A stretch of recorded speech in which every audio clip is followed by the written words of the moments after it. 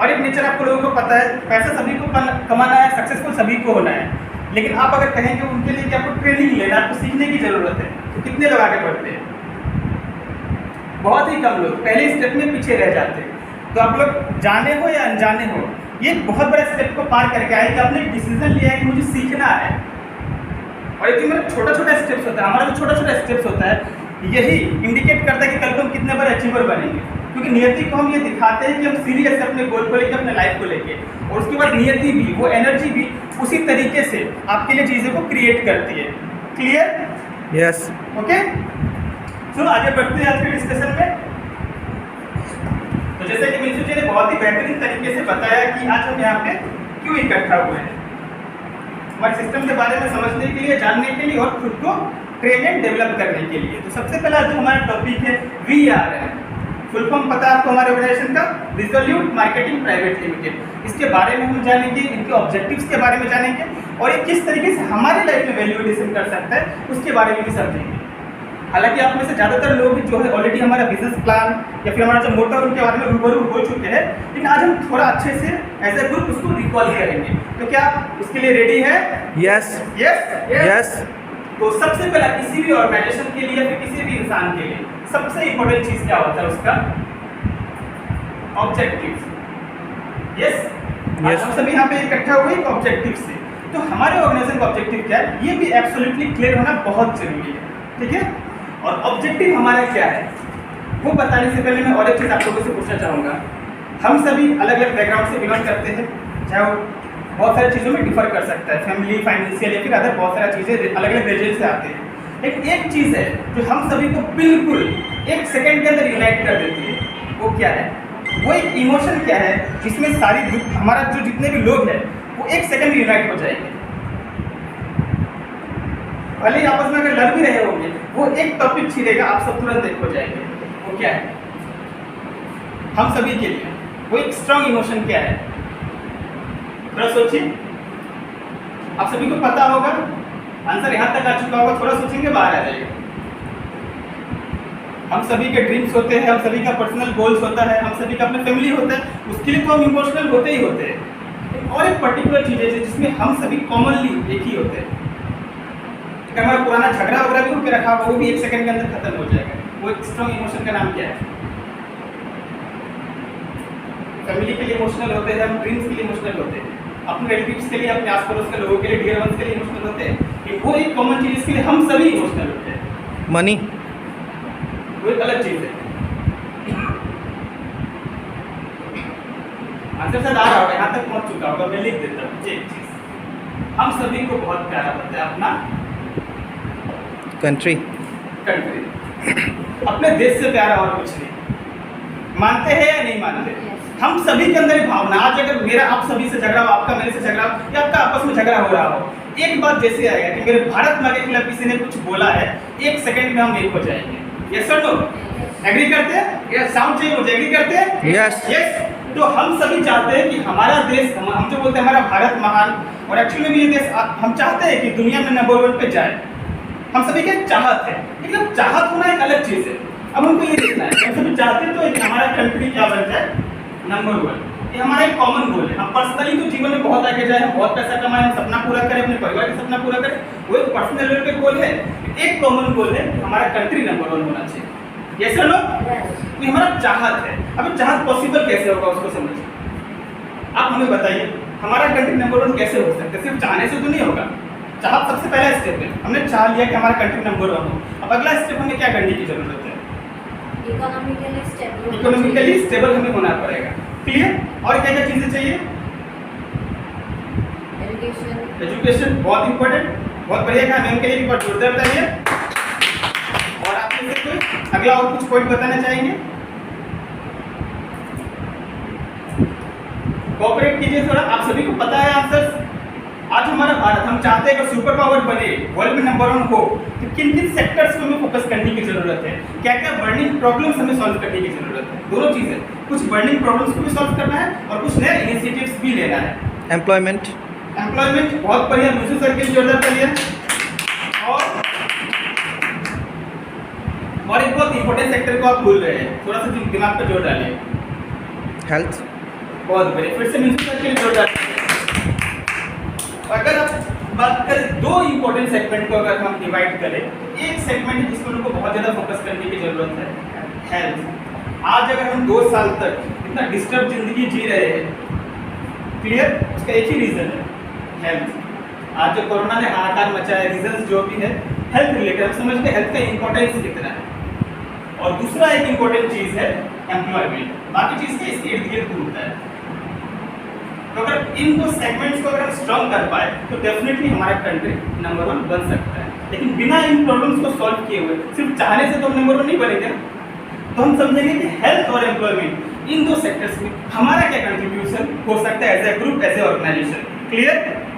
तो सबसे पहले अगर हेल्थ कंडीशन समझने की कोशिश करें हम भारत का, तो आपके हिसाब से आज भारत का हेल्थ कंडीशन कैसा है? अच्छा है या बुरा है? बहुत ही ज़्यादा बुरा है, क्योंकि हर घर, क्लियर, ऐसा शायद ही कोई घर मिलेगा जहाँ पे लोग बीमार इंसान ना हो। एक घर में कई तो जरूर मिल जाएंगे, लेकिन बिना बीमारी का शायद ही कोई घर मिलेगा। और इसको अगर बोलते हैं ना कि अगर बहुत सिंपल करके समझाए कि बीमारी आज इतना कॉमन हो चुका है, इसका एक बहुत बड़ा एग्जाम्पल है कि बचपन में हम ABCD पढ़े थे ना, A for apple, B for ball, C for cat, D for diabetes पढ़े थे हम सभी। हमारा आने वाला जनरेशन कैसे पढ़ेगा पता है? A for arthritis, B for blood pressure, C for cancer and D for diabetes. और C फॉर तो अभी कैंसर से ज़्यादा कोरोना ही फेमस हो गया। तो ये आलम हो चुका है, बीमारी इतना ज़्यादा कॉमन हो चुका है, बच्चों को वही याद रहेगा जो कॉमन है। क्लियर? इस चीज़ को हमें समझना पड़ेगा, हेल्थ कंडीशन आज हमारा इतना खराब क्यों है। तो सबसे पहला इसमें कुछ ना कुछ रीजन होता है। तो पहला रीजन यहाँ पे अवेयरनेस। हेल्थ को लेके एजुकेशन बहुत ही कम है। क्लियर? ऐसे आप अगर हम लिटरेसी रेट की बात करें तो वो बहुत है, अप्रॉक्स आप 80% से ऊपर बोल सकते हैं हमारा लिटरेसी रेट। लेकिन जो हेल्थ लिटरेसी रेट है वो आज के टाइम पे भी 1% पार नहीं कर पाया है। लोग बेसिक चीज़ें नहीं पीना है कि पानी कैसे पीना है, ये भी 99% लोगों को नहीं पता कि पानी कैसे पीना है और कब पीना है। तो अवेयरनेस का बहुत ज़्यादा ज़रूरत है। दूसरा एक है हमारा फूड हैबिट। हम लोग जो खाना खाते हैं हर एक खाने में मिलावट से भरपूर है। जो गलत चीज़ें खाते हैं वो तो उसका तो नुकसान है ही, लेकिन जो अच्छा चीज़ है, दावल चाल जो खा रहे हैं उसमें भी जो जितना भी केमिकल्स होता है हमारे बॉडी के लिए बहुत ही ज़्यादा हार्मफुल होता है। तीसरा और एक इम्पोर्टेंट कंट्रीब्यूशन है हमारा हेल्थ खराब करने में, पॉल्यूशन का। इतना ज़्यादा पॉल्यूशन हो चुका है आप सभी को पता है। एक रिपोर्ट के अकॉर्डिंग एक इंडियन अपना एवरेज लाइफ स्पेन के अंदर 7.5 kg केमिकल तक खा जाता है। तो हमारा बॉडी का केमिकल खाने के लिए बना है? नो। इतना सारा केमिकल हमारे बॉडी में जाएगा तो केमिकल लोचन डेफिनेटली करेगा ही करेगा। इसका समाधान क्या हो सकता है उसके ऊपर हम बात करेंगे। और चौथा एक रीज़न है लाइफस्टाइल। आज लोगों का लाइफस्टाइल बहुत खराब हो चुका है, बहुत ही ज़्यादा खराब हो चुका है। जैसे कि बोलते हैं ना, हमारा इंसान का जो बॉडी बना था वो बना था काम करने के लिए और लगातार काम करने के लिए। और प्रॉब्लम तब शुरू होता है जब हम आराम करते हैं। और आज के टाइम में हम मैक्सिमम टाइम आराम ही कर रहे होते हैं, और काम भी जो करते हैं वो भी आराम वाला ही होता है। तो हमारे हेल्थ पे उसका बहुत बुरा असर पड़ता है। प्लस लेट जागना, लेट सोना तो कूल हो चुका है, लेकिन हमारे बॉडी के ऊपर इसका बहुत गलत इम्पैक्ट पड़ता है। ये चारों चीज़ें जिसके ऊपर हमें फोकस करना है तो हमारा हेल्थ का कंडीशन हम थोड़ा बेटर कर पाएंगे। तो सबसे पहले अवेयरनेस को लेकर हमने क्या किया, तो सबसे पहले इसके लिए हम क्या करें, अवेयरनेस प्रोग्राम्स, ट्रेनिंग प्रोग्राम्स, जिसमें कि हम लोगों को हेल्थ के बारे में लिटरेट कर रहे हैं कि आपके खाने में क्या क्या होना चाहिए, आपको किस तरीके से खाना है, पानी कैसे पीना है, खाने में क्या क्या न्यूट्रिशन के ऊपर आपको ज़्यादा ध्यान देने की जरूरत है, आपको एंटीऑक्सीडेंट्स की जरूरत है। तो वेरियस प्रोग्राम्स के जरिए हम लोगों के अंदर अवेयरनेस क्रिएट कर रहे हैं। और जैसे अवेयरनेस क्रिएट होगा तो जितने भी लोग इंस्पायर्ड होंगे, सेल्फ इंस्पायर्ड होंगे, वो डेफिनेटली अपना लाइफस्टाइल को वो बेहतर कर पाएंगे। तो ये जो 2 सेगमेंट है ये आपका अवेयरनेस से और सेल्फ डिसिप्लिन से ठीक किया जा सकता है। लेकिन ये जो 2 सेगमेंट है ना, ये सिर्फ अवेयरनेस या फिर सेल्फ डिसिप्लिन से सॉल्व कर पाना आज के डेट पे संभव नहीं है। क्योंकि आज हम जो भी खाना खाएं उसके अंदर मिलावट है और हम खाना छोड़ नहीं सकते। आपको चावल खाना ही पड़ेगा, रोटी खाना ही पड़ेगा, सब्जी खाना ही पड़ेगा। और हर किसी के पास संभव नहीं कि अपना खेत में वो खुद उगाए, हर कोई चावल दाल सब्जी खुद उगाए, ये भी संभव नहीं है। आपको मार्केट से ही लेना पड़ेगा, और मार्केट से आप जितना सब्जी ले रहे हो उससे ज़्यादा केमिकल ले रहे हैं। प्लस पॉल्यूशन, एक अकेला इंसान पॉल्यूशन को खत्म नहीं कर सकता है, क्योंकि ये भी बहुत बड़ा प्रॉब्लम है। अगर हम कंट्रोल होना शुरू हो जाए तो धीरे धीरे कम हो सकता है, लेकिन खत्म नहीं हो सकता। तो इन दोनों का मेन नुकसान क्या होता है, जो मैंने बताया कि एक इंडियन अपना एवरेज लाइफ स्पेन में 7.5 kg केमिकल खा जाता है। तो ये केमिकल हमारे बॉडी में जाके करता क्या है? एकदम बेसिक सा बात आपने स्कूल में पढ़ा होगा। ये है होता है हमारा सेल ग्रुप्स, छोटे छोटे सेल्स होते हैं और इसमें छोटा छोटा पोर्स होता है जिसके थ्रू से न्यूट्रिशन सेल के अंदर जाते हैं। ठीक है, हम लोग जो खाना खा रहे हैं वो न्यूट्रिशन सेल के अंदर जा रहे हैं। इससे पहले और एक चीज़ आप समझ लें कि हमारे बॉडी को फूड, ये चीज़ समझ में नहीं आता खाना क्या खा रहे हैं और कितना खा रहे हैं, इससे कोई मतलब नहीं है। आप 500 ग्राम खा रहे हैं या 1 kg खा रहे हैं या 2 kg खा रहे हैं, उससे मतलब नहीं। इस फूड के अंदर न्यूट्रिशन कितना है वो मायने रखता है। कई बार आप कम खा रहे हैं लेकिन न्यूट्रिशंस खा रहे हैं, ज़्यादा काम करेगा। कई बार आप ज़्यादा खा रहे हैं लेकिन न्यूट्रिशंस नहीं, मरा हुआ फूड है तो बॉडी के किसी काम का नहीं। हमें चाहिए न्यूट्रिशंस सबसे पहले, और दूसरा कि न्यूट्रिशंस सेल के अंदर जाना भी बहुत जरूरी है। लेकिन होता क्या है, ये जो फूड के अंदर केमिकल है, हवा पानी में केमिकल है, जो पॉल्यूशन है, ये जाके इसके ऊपर गंदा से लेयर चढ़ा देता है। और लेयर चढ़ते ही क्या हुआ, हमारा जो सेल का पोर्स है, सेल ग्रुप का जो पोर्स है वो ब्लॉक हो गया। उसके बाद हम लोग जो खाना खा रहे हैं वो न्यूट्रिशन सेल के अंदर जा ही नहीं पाता है और सेल को न्यूट्रिशन नहीं मिला तो क्या होगा, सेल वीक। और सेल वीक हो मतलब हम वीक हो जाए, क्योंकि हमारे जीवन का आधार ही सेल होता है। तो हम गए डॉक्टर साहब के पास, डॉक्टर साहब ने दिया मेडिसिन। तो आप देखिए कई बार मेडिसिन भी काम नहीं करता। क्यों? मेडिसिन भी तो सेल के अंदर जाना जरूरी है। क्लियर? अगर मेडिसिन सेल के अंदर नहीं जा पा रहा तो मेडिसिन इफेक्टिवनेस नहीं दिखा पाएगा। तो इसका सॉल्यूशन क्या है उसको हमें समझना है। तो इसके लिए हमने क्या इंट्रोड्यूस किया, कुछ जैसे एक होता है हमारे लिए फूड, इससे बेटर होता है फिर फ्रूट्स। फूड में न्यूट्रिशन होता है, फ्रूट्स में और ज़्यादा न्यूट्रिशन होता है। और एक कैटेगरी आता है सुपर फूड का, जिसमें बहुत ज़्यादा न्यूट्रिशन होता है। यही फर्क है और कुछ भी नहीं। ठीक है, फूड में अगर 10% है, फ्रूट में अगर 100% है तो सुपर फूड में ये 10,000% होगा। ये बेसिक फॉर्मूला है और कुछ नहीं। और ये कोई आर्टिफिशियल चीज़ें नहीं होता है, नेचर द्वारा ही प्रोवाइड किया जाता है। नेचर में ये सारी चीज़ें अवेलेबल है। कुछ सुपर फूड का हम एग्जांपल पकड़े। एक नाम आप सभी ने सुना होगा, नोनी। इसका साइंटिफिक नाम है मोनिटा सिट्रिफोलिया। और ये दुनिया का एकमात्र ऐसा फल है जिसके अंदर 150+ न्यूट्रिएंट्स अवेलेबल है। और साइंटिफिक रिपोर्ट के मुताबिक हम सभी को हेल्दी रहने के लिए हर रोज कम से कम 125 से 150 न्यूट्रिएंट्स चाहिए होते हैं, लेकिन हमें उसका 10% भी नहीं मिल पाता है। इस वजह से हमारा बॉडी ग्रोथ प्रॉपर तरीके से नहीं होता है। क्योंकि देखिए एग्जांपल्स हम सभी के सामने ही है, ज़्यादा पीछे जाने की जरूरत नहीं है। आज से अगर 100 साल पहले भी हम चले जाए तो हमारे पूर्वज का एवरेज एज कितना था? 100 साल मिनिमम। 125 साल भी जीते थे, 150 साल तक भी जी जाते थे, लेकिन 100 साल तो कम से कम था लोगों के लिए। आज कितना हो गया है? 60-70। खाना वो भी खाते थे, खाना हम भी खा रहे हैं, लेकिन रीजन वही है, पहले केमिकल्स का यूज ना के बराबर होता था या नहीं होता था, तो न्यूट्रिशन सबको इनफ मिल जाता था खाने पीने से। आज केमिकल्स का यूज होता है तो होता है कि प्रोडक्शन तो बहुत बढ़ जाता है। जहाँ पे 1 कट्ठा में पहले 10 kg हो रहा था, आज 1 कट्ठा में 1 क्विंटल हो जाता है, नो डाउट। लेकिन प्रोडक्शन जितना ज़्यादा बढ़ेगा, न्यूट्रिशन उतना ही ज़्यादा कम हो जाएगा। खाना तो पेट भर के खा रहे हैं, रोज भूखा कोई नहीं सो रहा है, लेकिन न्यूट्रिशन बॉडी के अंदर नहीं जा पा रहा है। तो वो जो कमी है इसके जरिए हम भरपूर तरीके से पूर्ति कर सकते हैं। इसका दूसरा खास पॉइंट है, इसके अंदर 140+ एंटीऑक्सीडेंट्स होते हैं। अब एंटीऑक्सीडेंट्स का काम क्या है? तो मैंने जो बताया था, ये जो सेल ग्रुप के ऊपर गंदगी जमा हो जाता है, पोर्स ब्लॉक हो जाता है, एंटीऑक्सीडेंट का काम क्या है? बॉडी को अंदर से नहलाने का। जैसे हम लोग हर रोज नहाते तो है, हर रोज बाहर से खूब बढ़िया साबुन लगाते हैं, शैम्पू लगाते हैं, बहुत सारे क्रीम्स लगाते हैं, हर चीज़ करते हैं, तो बाहर से हमारा सफाई हो जाता है, नो डाउट। लेकिन हमारे अंदर जो गंदगी जा रहा है हर रोज, आज तक हमने कितनी बार सफाई करवाया है इसका? और क्या करवाना संभव भी है? नो। तो एंटीऑक्सीडेंट का काम क्या है? ये आपके बॉडी को अंदर से डिटॉक्सिफाई करते हैं, क्लियर, अंदर से क्लीन करते हैं। और आज के टाइम पे जितना जरूरी है अच्छा खाना खाना, उससे भी ज़्यादा जरूरी है शरीर के अंदर ऑलरेडी गंदगी जमा है उसको बाहर निकालना। तो जब तक अंदर से गंदगी बाहर नहीं निकला, अंदर में गैस्ट्रिक का प्रॉब्लम आपका हो ही रहा है, सारा वो खाना आपकी बॉडी में लगा ही हुआ है, अच्छा खाना भी खाएंगे तो जाके वहाँ पे खराब खाने के साथ मिलकर वो भी खराब हो जाता है, क्लियर। तो एंटीऑक्सीडेंट्स का रोल बहुत ज़्यादा है हमारे लाइफ में। इस तरीके के हमारे और भी बहुत सारे प्रोडक्ट्स हैं, जैसे कि आप देख रहे हैं मल्टीबेरी जूस। डिटॉक्सिफिकेशन में ये प्रोडक्ट नंबर 1 तरीके से काम करता है। इसके अंदर 18 बेरीज का मिश्रण से बनाया गया है। इसका सबसे बड़ा रोल ही है बॉडी को डिटॉक्सिफाई करना। और एक अच्छा बात है सुपर फूड का, जितने भी सुपर फूड होते हैं उसमें एक कॉमन क्वालिटी है कि आपके बॉडी को डिटॉक्सिफाई करता ही करता है। दूसरा, वो आपका इम्यून सिस्टम को स्ट्रॉन्ग करता ही करता है। ये जो कॉमन चीज़ है आपको हर एक सुपर फूड में मिलेंगे। और उसके साथ साथ कुछ में उसमें हर किसी में थोड़ा अलग आपका कुछ प्रॉपर्टीज होते हैं जो आपको वेरियस हेल्थ बेनिफिट्स प्रोवाइड करते हैं, क्लियर।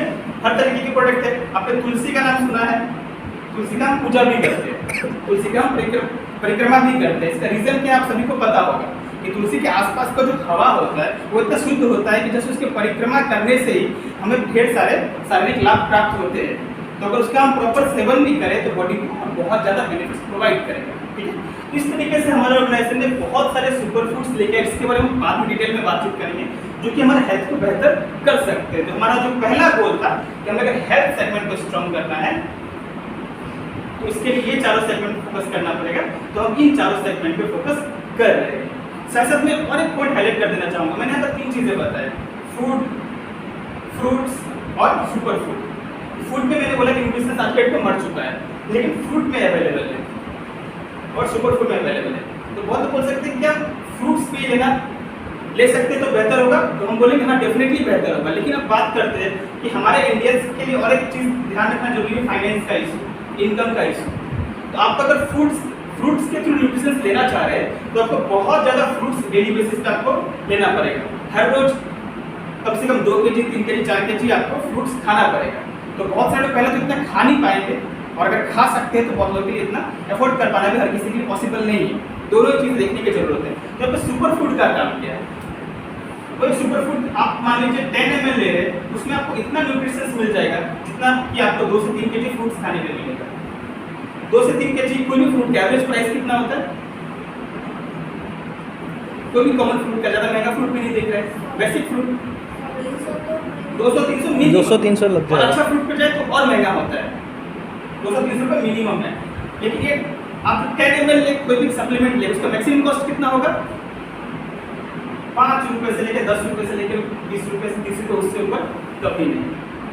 क्लियर? और हमने इस तरीके से प्रोडक्ट्स को डेवलप किया है कि कोई इंसान 5 रुपये 3 रुपये 2 रुपये पर डे में भी हेल्दी रह सकता है। इस तरीके से उसके बारे में बाद में डिस्कशन करेंगे। तो आई होप ये चीज़ें आपको क्लियर हो चुका होगा। यस और नो?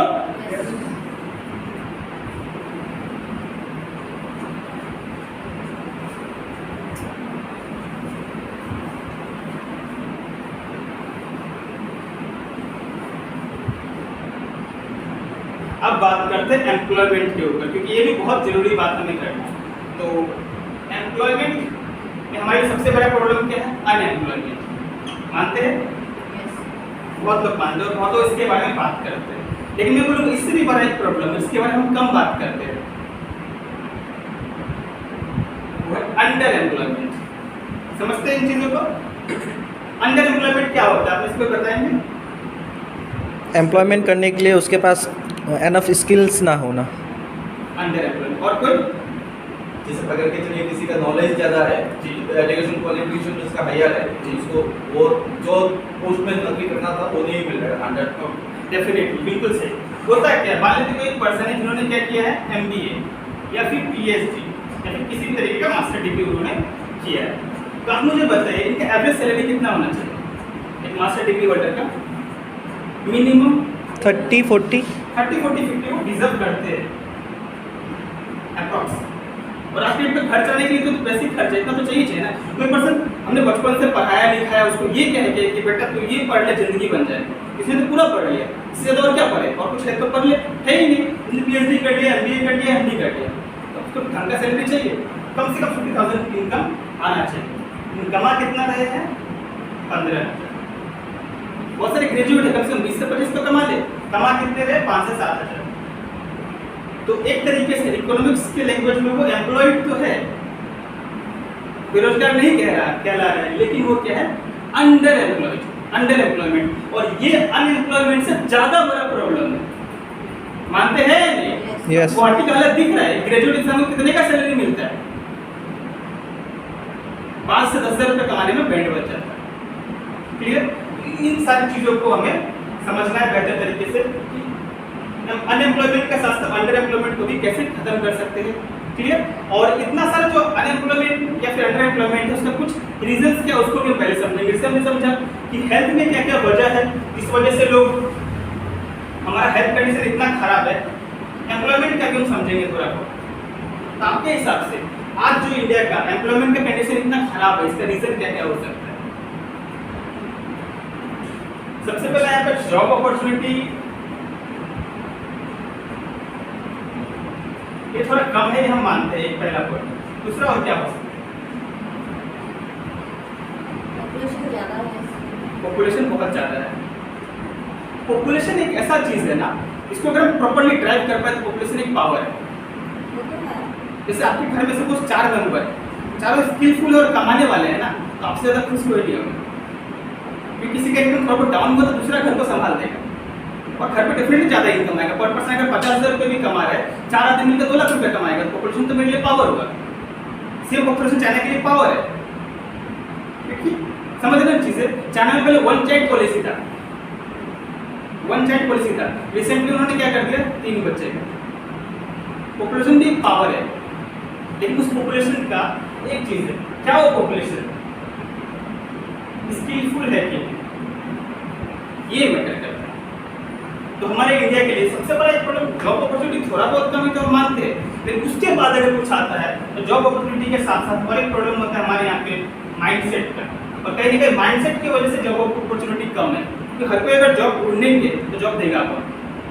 एक माइंडसेट का प्रॉब्लम है। दूसरा, अब आ जाते हैं अपॉर्चुनिटीज को लेके, तो आज भी जो बड़े बड़े कॉर्पोरेट्स है उनका कहना है कि हमारे पास जॉब की कोई कमी नहीं।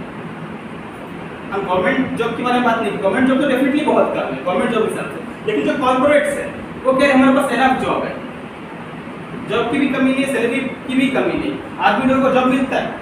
रिसेंटली मेरे कजिन को जॉब मिला है, आपका 32 लाख का पैकेज है, एज में जाते हैं 21 साल के आसपास। रिसेंटली कंप्लीट किया, एजुकेशन बहुत अच्छा था, स्किल्स काफ़ी अच्छा था, 32 लाख का पैकेज मिल गया। कॉर्पोरेट्स में जॉब का कोई कमी नहीं, वहाँ पे कमी क्या है, उनको जैसा स्किलफुल पर्सन चाहिए वो उनको नहीं मिल पा रहा है, इंडस्ट्री रेडी स्टूडेंट्स नहीं मिल पा रहा है। ठीक है, ये एक पॉइंट है जिसको हमें समझना है। लोगों के अंदर स्किल होना बहुत जरूरी है, और स्किल किस तरीके का? एक होता है लीडरशिप स्किल, और लीडरशिप स्किल में हमको और एक चीज समझना है, जरूरी नहीं एक इंसान जो 100 लोगों को लीड कर रहा है वही लीडर है। आप खुद को भी लीड कर रहे हैं तो भी आप लीडर है। और दुख की बात है 95% से ज़्यादा लोग खुद को ही लीड नहीं कर पाते, कि खुद से क्या काम करवाना है वो भी वो फॉलो नहीं कर पाते, खुद का अगला स्टेप क्या होना है वो फॉलो नहीं कर पाते। तो ये लीडरशिप स्किल लोगों के अंदर आना जरूरी, पहले खुद को लीड करता है, बाद में ग्रुप को लीड करता है। दूसरा कम्युनिकेशन स्किल्स बहुत इंपॉर्टेंट है, आपका जिंदा रहने के लिए ये स्किल सबसे ज़्यादा इंपॉर्टेंट मेरे ख्याल से, कम्युनिकेशन स्किल्स। और मेरा एक मानना है आप उतने ही अच्छे हैं जितना अच्छा आपका कम्युनिकेशन स्किल्स है। मैं रिपीट करूंगा, आप उतने ही अच्छे हैं जितना अच्छा आपका कम्युनिकेशन स्किल्स है। वरना होता क्या है, जंगल में मोर नाचा किसने देखा? समझ गया ना, जंगल में मोर नाचा किसने देखा? आपके अंदर कितना क्वालिटी है लोगों को कैसे पता चले, लोग आपको वैल्यू कहाँ से देंगे? तो कम्युनिकेशन स्किल्स क्या है, आपके अंदर जो क्वालिटी है, जो नॉलेज है, उसको कितना बेहतर तरीके से आप सामने वाले के अंदर ट्रांसफर कर पाते हैं। इसका एग्जाम्पल हम लोगों को स्कूल्स में भी मिला होगा, आप देखे होंगे बहुत सारे टीचर होते हैं जो थोड़ा कम पढ़े लिखे हैं, लेकिन वो कम्युनिकेट बहुत अच्छे से करते हैं, बच्चे उनको बहुत ज़्यादा पसंद करते हैं। कुछ टीचर्स होते हैं PhD करके आए होते हैं, नॉलेज उनके पास एक्चुअली में बहुत होता है, लेकिन वो प्रॉपर्ली कम्युनिकेट नहीं कर पाते। ये एक पॉइंट है, और ये हमारा सिर्फ प्रोफेशनल लाइफ में, पर्सनल लाइफ के लिए बहुत जरूरी है। जितना बेहतर तरीके से हम खुद को कंट्रीब्यूट कम्युनिकेट कर पाएंगे, उतना ही सिंपल और हेल्दी लाइफ हम जी पाएंगे, और बेहतर तरीके से हम अपने जीवन को लीड कर पाएंगे। ये सारा कुछ स्किल्स है, इसके डेवलपमेंट के ऊपर फोकस करना बहुत जरूरी है। और उसके बाद आता है एम्प्लॉयमेंट अपॉर्चुनिटीज कैसे और बढ़ाया जा सकता है, उसके ऊपर भी हम बात करेंगे। क्लियर? ये सारे स्किल्स को डेवलप करने के लिए हमने क्या किया, जैसे हेल्थ के लिए हमने बहुत सारे बड़े प्रोग्राम्स ऑर्गेनाइज किए लोगों को अवेयर करने के लिए, हेल्थ के लिए। उसी तरीके से हमने स्किल डेवलपमेंट के लिए बहुत सारे ट्रेनिंग प्रोग्राम्स हम ऑर्गेनाइज करते हैं और फ्यूचर में भी करेंगे। यही एक जरिया है, ट्रेनिंग्स हो, वर्कशॉप हो, इसके जरिए हम लोगों के अंदर लीडरशिप स्किल हो, कम्युनिकेशन स्किल्स हो, ये सारी चीज़ें हम डेवलप कर पाएंगे। जैसे कि आज हम मिले, ठीक है, आज धीरे धीरे हमारा क्या होगा, थोड़ा बहुत हमारा अंडरस्टैंडिंग बढ़ेगा चीज़ों को लेके, नई नई चीज़ों का एक्सपोजर मिलेगा, नए नए लोगों से मिलेंगे, उनसे बात करेंगे, हमारा कम्युनिकेशन स्किल्स बेहतर होगा। तो यहाँ पे हम एक तरीके से प्रैक्टिकल तरीके से हर एक चीज़ आपको डेवलप कराते हैं। तो जो भी लोग हमारे साथ एसोसिएट होंगे उनके लिए हम एक सारी चीज़ें ऑर्गेनाइज करवाते हैं। क्लियर है? अब साथ ही बात करते हैं एम्प्लॉयमेंट अपॉर्चुनिटीज को कैसे बढ़ाया जा सकता है, फिर इतने सारे लोग जो बेरोजगार है आज भारत में, उनको कैसे रोजगार दिया जा सकता है। तो आपके हिसाब से आज के टाइम में कौन सा सेक्टर है जो इतने सारे लोगों को रोजगार दे सकता है भारत में? क्योंकि एक चीज तो है, प्रैक्टिकल पे हम चले, एक दिन में माइंडसेट नहीं बदलेगा, एक दिन में लोग जॉब छोड़ के बिजनेस खोलना शुरू नहीं करते थे, उसमें टाइम लगेगा। इमीडिएट सॉल्यूशन क्या है भारत के लिए? अगर ऐसा हो जाए कि लोग जॉब से ज़्यादा बिजनेस को प्रेफर करने लगे, लोग बिजनेस इनिशिएट्स करें, तो डेफिनेटली जॉब का कमी नहीं होगा, लेकिन एक दिन में नहीं होगा। तो इमीडिएट सॉल्यूशन क्या है हमारा? Self employment. Self employment. और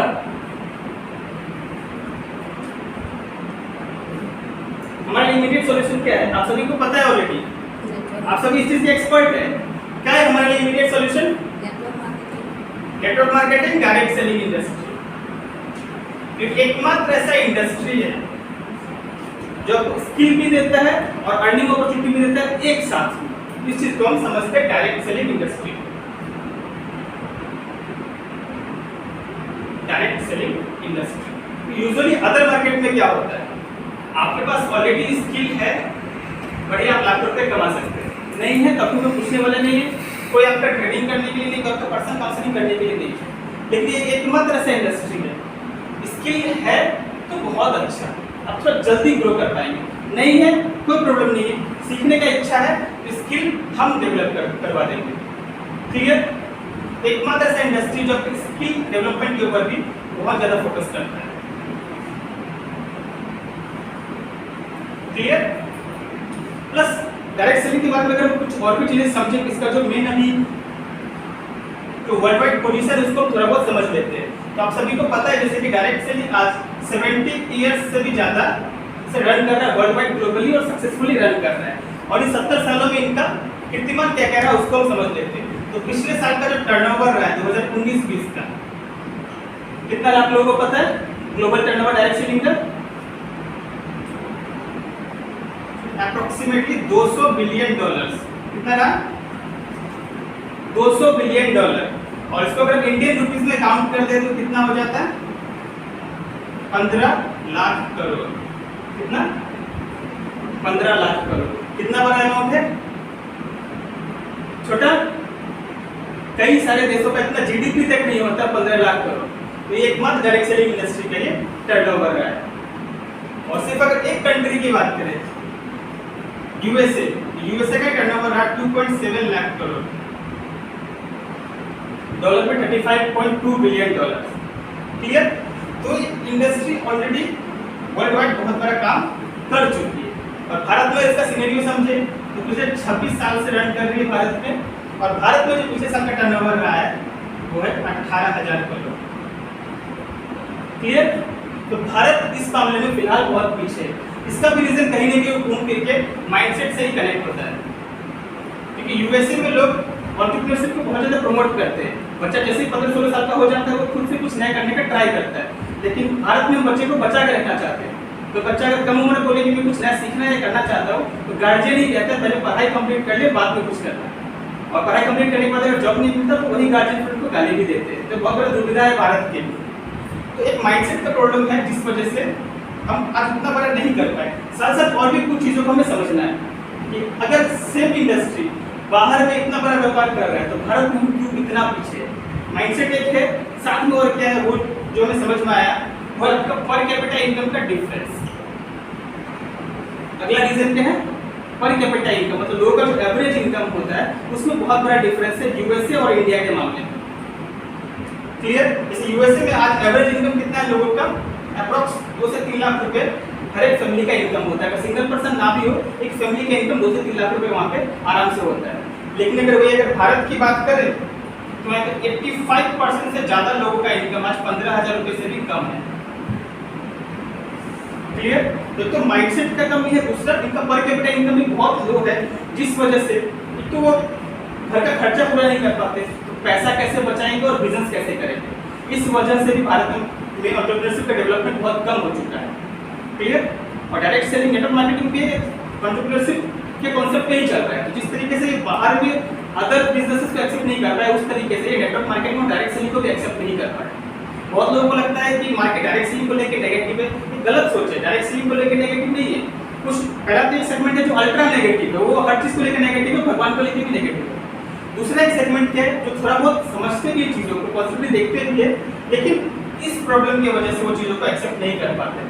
उनका पर कैपिटा इनकम इतना कम होता है, एवरेज इनकम इतना कम होता है कि घर का खर्चा नहीं चला तो बिजनेस कैसे करें। और इसी वजह से शायद वो डायरेक्ट सेलिंग में भी ग्रो नहीं कर पाते। तो डायरेक्ट सेलिंग का जो एक इम्पोर्टेंट चीज़ है, जैसे हम सभी को पता है, डायरेक्ट सेलिंग हम क्यों करते हैं? हम करते हैं फ्रीडम के लिए, यस और नो? हम सभी आज़ादी के लिए डायरेक्ट सेलिंग करते हैं, क्योंकि यूनिक चीज़ है जो सिर्फ डायरेक्ट सेलिंग के अंदर संभव है। यूजुअली मार्केट में क्या होता है, पैसा तो कमा लेते हैं, लेकिन पैसे से जितना ज़्यादा अमीर बनते हैं, समय से उतना ज़्यादा गरीब बनते चले जाते हैं। आपने देखा है ऐसे बहुत सारे लोग हैं जिनके पास पैसा तो बहुत है, लेकिन उस पैसे को एंजॉय करने के लिए उनके पास टाइम नहीं बनता है। लेकिन डायरेक्ट सेलिंग ऐसा एक फील्ड है जिसमें पैसे से जितना ज़्यादा अमीर बनेंगे, टाइम से उतना ही ज़्यादा अमीर बनेंगे, उस पर एक बेहतर लाइफ आप जी सकते हैं। इस वजह से लोग डायरेक्ट सेलिंग में आते हैं, चाहे भारत हो या फिर विदेश हो। तो विदेश में क्या होता है, जैसे मैंने बताया पर कैपिटा इनकम बहुत हाई है, तो उनका अगर 1 से 2 साल इनकम ना भी आए तो भी कोई दिक्कत नहीं है, और आराम से प्लानिंग कर सकते हैं कि मैं 3 से 5 साल किसी कंपनी में अच्छे से काम करूं, उसके बाद मुझे फ्रीडम मिल जाएगी।